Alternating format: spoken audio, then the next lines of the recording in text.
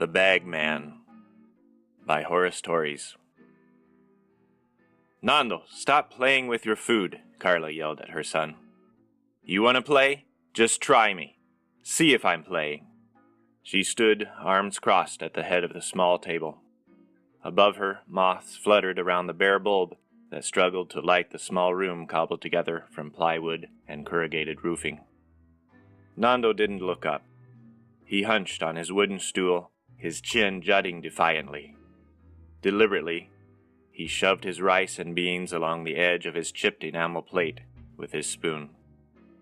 Samuel, his younger brother, had stopped eating completely. He sat, perched on his seat, just his head and shoulders stretching above the edge of the table, staring with his mouth open, back and forth between his mother and brother, his spoon forgotten in his hand. Nando continued to bulldoze his food, circling his plate. He pulled a spoonful toward himself. A few grains of rice fell over the edge onto the floor. "Fernando Silva da Cruz!" his mother screamed at him. "You eat nothing, and you even want to waste food!" She stepped around the corner of the table and smacked her son on the back of the head with the flat of her hand. His face colored, but he said nothing. "Go on!" Carla shouted, propping her arm on the rickety table and leaning in at him. "Waste some more. See what happens." Nando stared straight ahead at his glass. Samuel's eyes were glistening as he watched. He shoveled a spoonful of rice into his mouth, hoping to calm his mother. She continued glaring at Nando. "You think it's a game, wasting food?" she asked. "Do you know how much I have to work to buy just 1 kilo of rice? To say nothing of cooking it for you two, Nando didn't react. Carla slapped the back of his head again. His eyes teared up, but he stayed silent. "You want to start paying for rice, Wait in line for water at the truck? You think that would be fun? Maybe you can buy our next canister of gas for the stove, huh?" Nando refused even to blink. "Well, are you going to eat that or no?" She lowered her face level with his, staring him down. As she leaned in, she bumped his elbow. 3 more grains of rice dropped to the floor. Carla called him a string of filthy words. "If you waste any more rice, even 1 more grain, I'll call the bagman to come get you." Samuel whimpered and dropped his spoon to the table with a clatter. Who's the bagman?" Nando straightened, glancing at his brother. "He's nobody," he growled. "She's just making it up to—" "Nobody, Carla snapped. "Just try it. See if I don't call him. I've got the red ribbon in the cupboard right here." Samuel started sobbing quietly. Nando turned on him. "Shut up, sissy." He curled his lip into a sneer. "It's just a story to scare kids." Samuel's nose was running. "I'm scared," he choked out. Carla pointed a finger at him. "You better be." She rounded back on Nando. "Just a story, You waste another grain of rice and just see how this story ends." Nando's grip tightened on his spoon. His mother glared. "Don't do it," Samuel pleaded.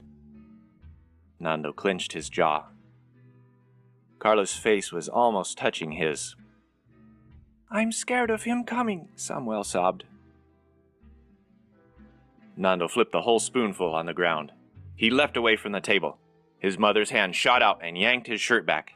Before he could duck, she had him by the ear. She twisted. He grunted, but didn't cry out. With her other hand, she grabbed his plate. "You want to waste food? Sure, let's waste it all." She threw the plate, sailing it out the doorway. It made a dull clang on the packed clay street outside. She dragged him toward the cupboard and yanked it open. She reached in, snatching out a roll of red plastic ribbon for tying bundles. "Now we'll just see if the bagman comes or not."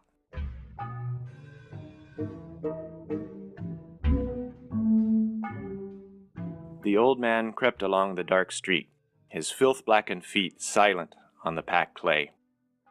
He clutched his rolled-up brown paper sack to his chest, protecting his belongings. Coming to a reeking rivulet of sewer water running down a dark channel in the street, he stepped over it, always staying to the shadows. His stomach grumbled. Ahead, he heard samba music coming from the corner bar. He approached, hidden in the gloom. A man danced drunkenly in the street with a woman, his hand on the small of her back, tipping her left and right. She laughed, playing along. Just within the light spilling from the open front of the bar was their outdoor seating, a short round table topped with a few half-empty beer bottles and trays of food. He stretched for a better view. Only steamed corn mash dumplings. No roast meat, no deep-fried meatballs. Not even a sausage. But there, hanging from the back of the narrow folding chair, was the woman's purse. Ought to be some money in there. And money meant meat. He glanced at the couple. The woman was dancing playfully toward the man, then away, and she had his full attention. The old man leaned out, glancing into the brightness of the bar.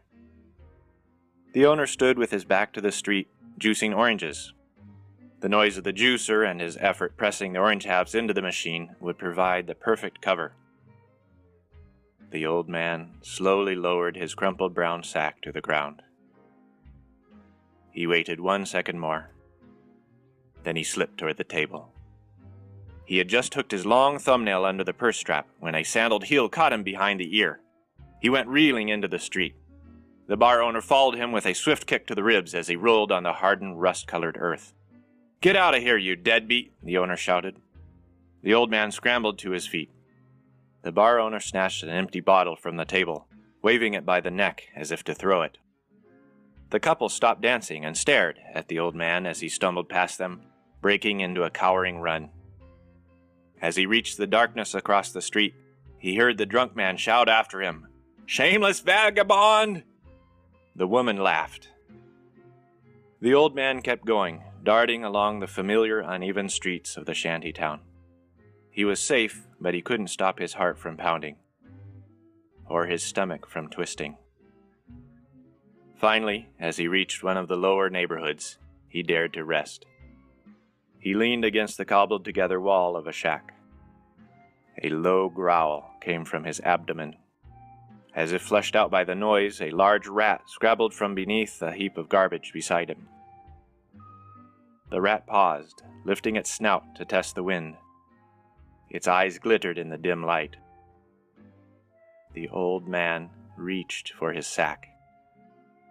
If he could only pull the knife out quietly enough. Gone. All of his things.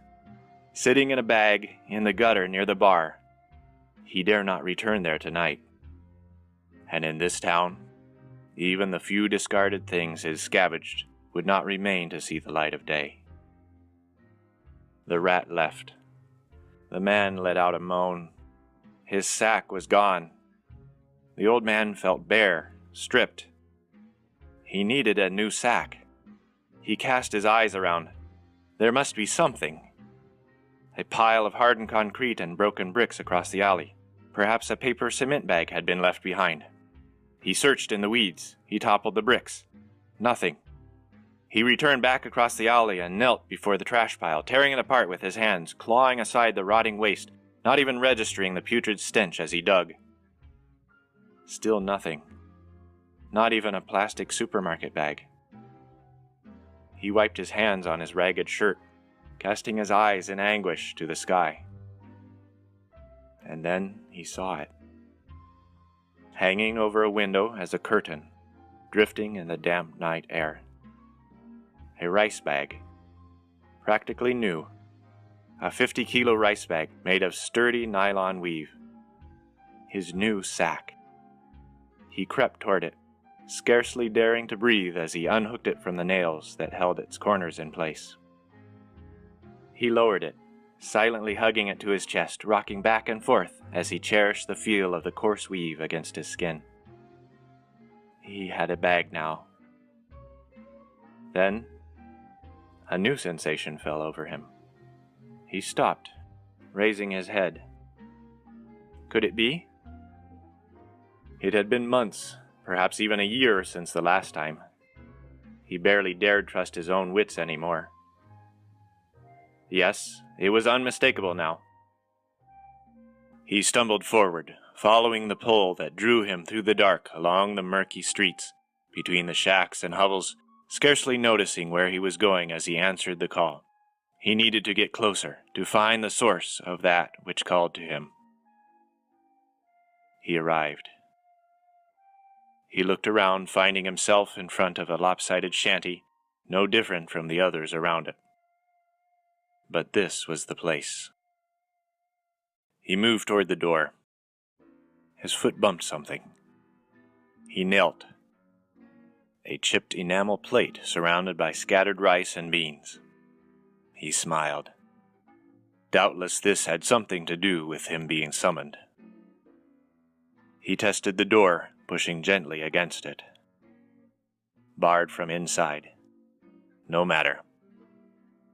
He circled around the side and spied a high window open to the night. He licked his lips. He worked his way to the back of the house, then defying his apparent age, crept up onto it. He crawled along the edge of the roof, back to the window. He paused above it, smelling the damp night, the festering city, and the flesh of those within the house. A woman, yes, but so much more tender. 2 children. He shook out his sack. Moments ago he had been overjoyed to find it, but it seemed so mundane now.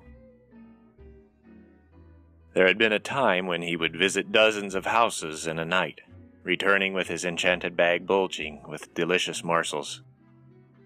He feasted like a king, and his name struck terror into the hearts of children and adults alike.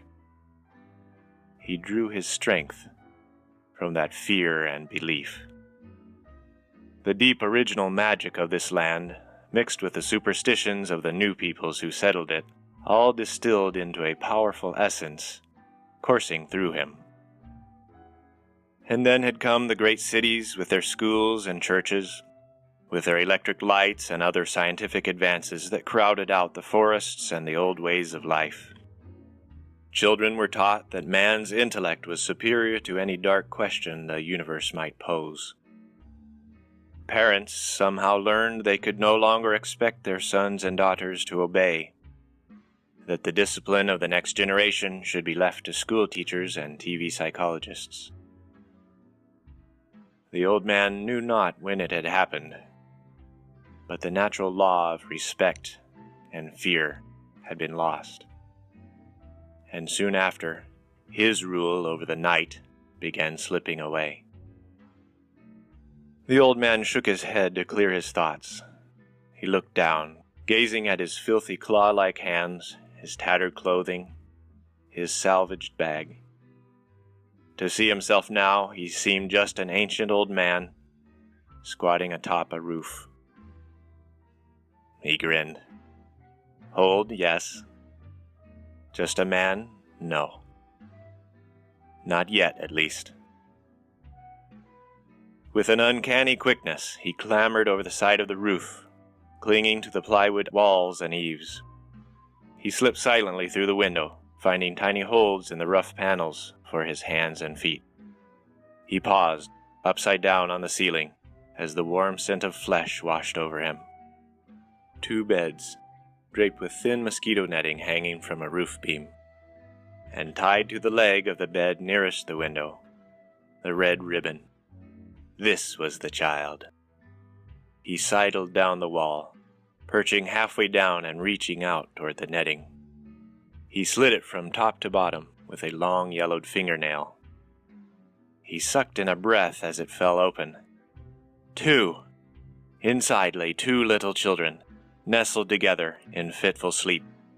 Though they whimpered and turned, the boys would not rouse from their slumber now. He glanced at the bed across the room.